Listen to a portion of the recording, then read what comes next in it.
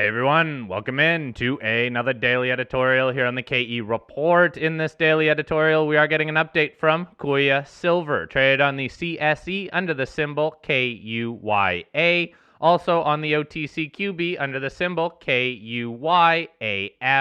We are chatting with the president and CEO, David Stein. Now, we're going to be talking about a couple exploration programs that are ongoing right now at the flagship Bethania Silver Mine property in central Peru, as well as the Silver Kings property in Ontario. But we do need to talk about the news, I think, that came out today involving and around that Bethania Silver Mine property, the acquisition of some of the concessions here, mostly to the north and to the south, around what the company already holds in terms of the Bethania project. David, let's start off here and give us a big picture understanding of how the acquisition of these properties plays further into the strategy that you have at this Bethania project, please. Sure. Happy to be here, Corey. We've been obviously looking for an opportunity to acquire these properties for years now. So very, very thrilled that we're finally able to do it. And as we've been exploring the Bethania silver mine property for the last several years, we've definitely seen that the vein system seems to be bigger, seems to trend in some cases off the property. We're very excited to have some of those key concessions around the mine now in our hands, and that we can basically expand our exploration program in the immediate vicinity of the mine to further test some of these targets that are very close to the Bethania mine, but just off of our property. We're formerly off of our property, but now on our property, on our new properties. In addition to that, we also at the same time acquired some land further to the west, actually towards Carmelita. So essentially, we've got concessions that connect Bethania to Carmelita, as well as a whole bunch of land to the south that's more grassroots exploration, but very very high potential. A lot of other companies were interested in this land as well, so we're thrilled we were able to win an auction in the government, with the government of Peru, and get the properties. Yeah, David, it's pretty exciting news for the company to be able to connect those two properties and also extend where the mineralization extends onto those other properties. Before we dive into the phase 2 drill program and what you've announced recently, why don't we recap what you learned from phase 1 and why you were interested in these properties in the first place? Well, in terms of the phase 1 exploration program, really that encompasses all the work that we did in the first half of this year. So if we start with the surface sampling work that we did, we announced in April, we went off to the east of the mine area into an area that we now call the Hilltop Zone, where there was an artisanal mine called Espanola Dos. And we discovered a whole bunch of new veins in that area. We sampled them. We got some tremendous results right at surface, including up to 91 ounces per ton silver in the new Santa Elena vein discovery. And then we proceeded to do our drill program, which was more focused back in the mine area. And, that was a huge success. We were able to extend the main veins that have hosted most of the mineralization historically, which would be Doce de Mayo, Espanola, and Victoria. We were able to extend them at depth, get some really nice high-grade hits at depth along strike. And then we were also able to discover some new veins or add to some of the veins that were known, but really very little known about them in the main mine area.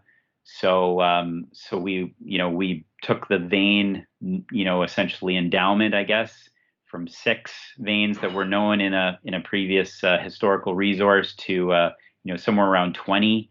Not all of which will fall into a resource, but they're all at a minimum. They're targets that we can follow at depth and along strike, and some of them may end up in a resource very soon. And then the other thing that we accomplished with that drill program is we found some thicker zones as well. So this is, it's known as a narrow, high-grade silver mine, but the exploration previously was limited by the size of the tunnels, because they only defined their mineralization by sampling underground. So when we're able to drill through all the rock, we're able to find some thicker zones that would be missed if you're just looking underground. So, David, take us through this Phase 2 exploration program then, because that was announced November 15th, and it's 7,000 meters of trenching and then moving into getting drills on the ground here. From my understanding, and it even says within the news release, the main goals here, and the main goal being expanding the resource base. How's that going to be done in this program? Right. So if Phase 1 was really focused on confirming the historical understanding and of the Bethania mine, then Phase 2 is focused on growth of the resources there. So what we have kind of designed is going to be a multi-month program, starting with surface sampling, because basically all the veins that we have come right to surface.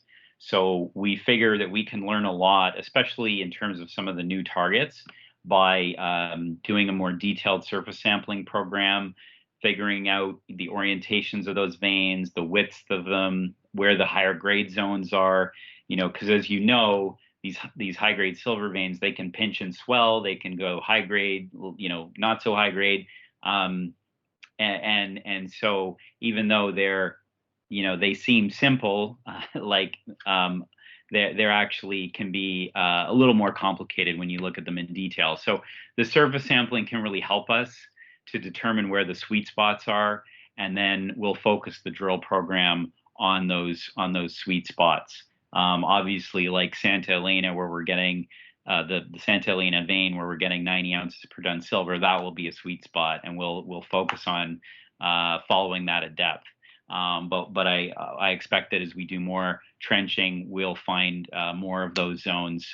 Whereas earlier in the year, it was more or less, just prospecting, where our geologists were looking for things that they could see visually and just taking samples. This program is going to be more, where we're, going to trench every so many meters and really understand everything that's going on there. So it's a more detailed approach, and it's just the beginning.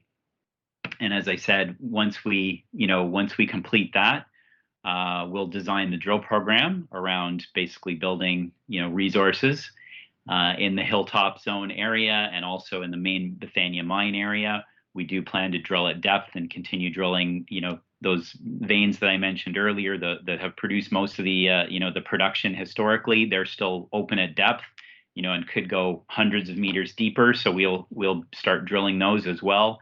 And then one thing to keep in mind when we talk about, our Phase 2 program now and anything in the future is whatever we do at Bethania, once the crews are done there, we can move them over to Carmelita and do the exact same thing. So once we're done sampling the surface of Bethania, we move the crew over to Carmelita. We start doing sampling there. That's not included in the 7,000 meters. That would be on top of, but we do plan to do that as well. And I think given the veins at Carmelita also come right to surface, and we've mapped them for about 1 kilometer of strike length, there's a lot of good work to do there to learn more about the veins there before we start going underground and drilling them. Yeah, David, it's a very fortunate situation to have that mineralization right up at surface like that, where you can do so much good work and low cost work at surface before you get the drills going. One question that comes to mind is, I know you're working on getting the resource estimate out on some of the prior work you've done. I'm assuming some of this won't make it in that resource estimate. It'll be upside beyond there. But how will this overall Phase 2 program potentially change the mine plan or the economics of the project? Could you speak to that for a moment? Sure. The plant that we have designed and permitted is really geared around the historical resource. So, I think as we start to build resources over and above what has been known historically, which I think we can start doing with Phase 2, then we start to think about, okay, are we going to expand the mill again and mine production as well to produce more silver? Do we just extend the mine life longer? Those are obviously good problems to have, but more than likely we'll look at some type of modest expansion to Bethania. And yeah, I mean, given what we're seeing with what we knew about already, plus the new properties that we've just acquired, I think the Bethania project has huge potential, much more than what we will have in the initial resource. So I expect it to get a lot bigger, and I do expect more than likely we'll be expanding the mill in the next few years. So before we leave this project and talk about the Silver Kings project, we've been talking a lot about exploration here at Bethania, but even as you guys alluded to in that last question, this is also a near-term development or even production play, if you want to classify it as that.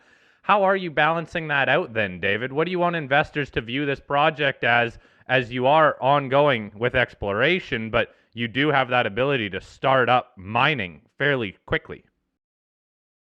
Yeah, I mean, this mine was toll milling, a high grade silver polymetallic ore up until 2016, and our plan is to build our own mill and start up production at a higher rate, and we're still working toward that. So, I mean, at this stage, we could potentially have production starting towards the end of next year, based on what needs to happen between now and then in order to get into production. So I mean, in terms of how I see this being, or should be viewed by investors, is really, it's a pretty unique story where I think investors get essentially two ways to win.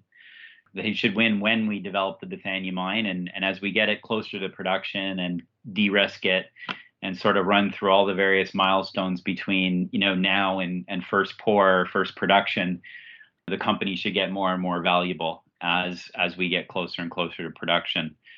Then likewise, our exploration program, can run almost independently of that, and is going to be adding value mainly through resource growth.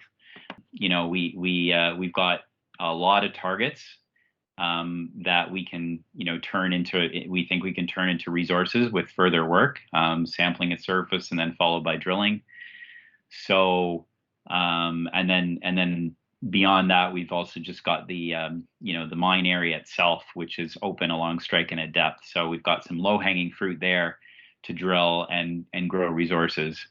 So I think with the resource growth and the exploration potential with Bethania, it's essentially like another way to win for investors. So I think it's a really unique story where there's multiple ways for investors to see value increasing in the company over the coming year, regardless of what happens in the macro environment.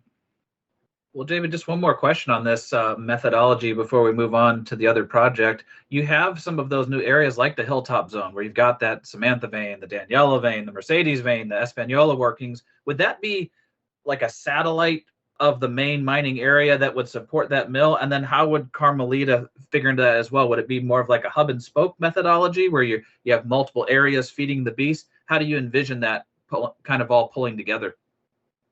And I think with the Hilltop area, it's only 500 meters away from the edge of our mine workings underground.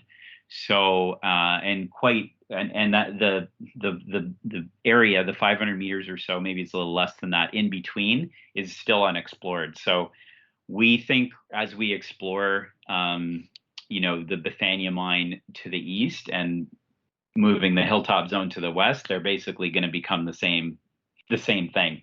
It's just going to become a bigger Bethania mine. So I see the Hilltop Zone is just going to be, feeding the Bethania mill and probably connecting underground with a separate adit coming in from the east. With the Carmelita area, that is about 3 kilometers away, but it is 3 kilometers mostly in a pretty flat valley, easily truckable, And so I do see that as essentially a satellite mining operation that would feed the Bethania mill, if successful in terms of developing resources there. Okay, thank you for answering all those questions on the Bethania project. Let's now talk about the news release that came out November 10th. That is the second drill program at the Silver Kings property. Now, this property is under a JV. You guys have the option to earn 70% in this project from First Cobalt. The program, about 2,000 meters is planned, over 2,000 meters is planned. Take us through what the goals are for this drill program at Silver Kings, please. Sure. I mean, this is, really a separate project for us within the Silver Kings, the bigger Silver Kings project. But here we're really looking for to make a new discovery. So what we've done is we've taken an area that is very close to a past producer, where we see similar geology sort of carrying off to the south, and we've designed a drill program to test some theories there that the mineralization could extend to the south, and these sort of clusters of high grade silver veins in the cobalt camp historically can be anywhere from 20 to 100 million ounces. So that's the sort of the order of magnitude that we'd be looking for with a new discovery here. And it's part of a joint venture that's intended to go on for several years. So we're really in the early days there, but we're excited about it. There's a lot of reason to think that there is a lot more silver to be discovered, especially in the southern area where we're drilling right now. So yeah, we're looking forward to seeing what we can do there. Well, David, just real quick before we wrap up, you had mentioned in the press release on the Silver Kings that you're excited about that Oxbow area. What has you excited about that target in particular? Well, a number of things. First of all, we've developed a model ourselves, or I guess in conjunction with all the historical work there's been lots and decades of historical work, obviously.